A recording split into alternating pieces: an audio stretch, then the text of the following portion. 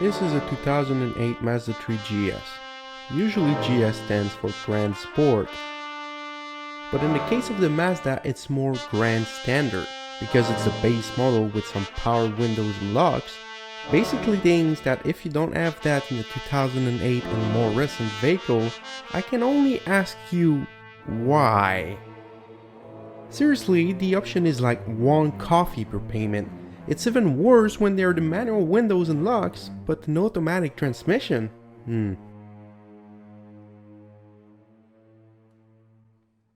Anyway, 2008 was the last year of the first generation run of the Mazda 3. It was also a very good seller and generally perceived by the public as an excellent economy commuter car. Of course, it had its shares of kind of major troubles with suspension and steering components of dubious quality, and corrosion was a large issue. Nonetheless, the Mazda 3 is to me very similar to the EK9 Civic as a car that will mark a generation of drivers.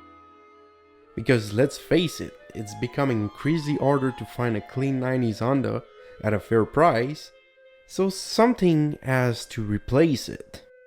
And the Mazda 3 fulfilled this role very well. A car that you can find for really cheap, that's not very powerful but still handles decently, and in bonus, they are already rusty. The look is very generic, but you often see them in flashy colors or grey, whichever was left on the court when it was sold. And the roof rack that we have here is really terrible. It quite frankly looks like kind of not fitting, and it generates a lot of noise and drag. Not good, not good. But hey, you can now carry bikes and skis around. And about the rust, you know it's a Mazda, so of course we're going to speak about the rust. Well, this specific car previous owner probably worshipped Hermes and offered salve for some rust protection. A racket I am sure Zoroaster will have a lot of success with Mazda's owner, because Mazda are prone to rust, and well, the brand's name is like 50% of the god's name, HUCR Mazda.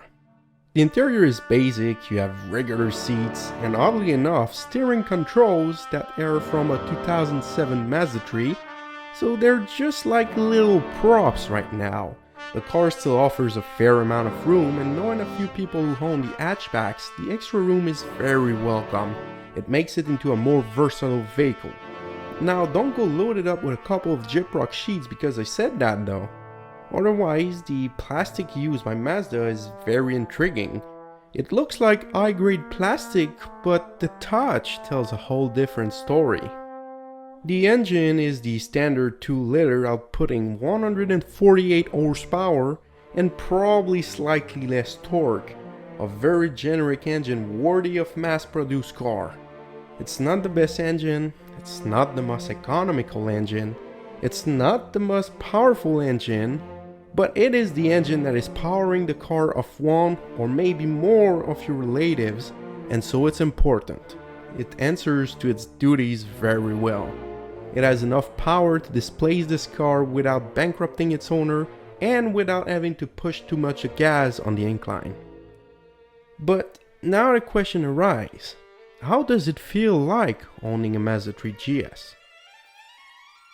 Well, remember last time you went out in town with friends, drank until the light turned on, and then laid down in the backseat of your friend's car, only to be woken by a poke right in the eye. That made you realize, wow, I'm at my favorite burger joint now. So of course you assemble your mind and then you get ready to order, and the little greasy voice asks you what you want, so of course you order your favorite, the number 7, a fat, big, juicy Angus that the little cute girl hands you out by the window. Your friend faithfully parks his car in the dark end of the lot because, you know, at 3:30 AM, what's the best place to eat your combo? You open up the brown bag and then the delectable smell hits you stronger than ever. You pull out the Angus burger, reveal its meaty flesh from the wrapper. It is unusually beautiful, and it is so huge that you cannot believe your eyes. You grab it with both hands and approach it into your widening mouth, You insert the burger in and take the biggest bite that you could ever deal. You feel the meat crunching into your mandibles, then it hits you. That's a number 11. Official fillet. So you puking it all on the backseat, and the feeling of regrets that will never go away with the bitter taste that you're experiencing at this point is how it feels like owning a Mazda 3 GS. Except you still remember the Mazda after the hangover, and it does zoom zoom. Sorry, I had to plug it somewhere, right?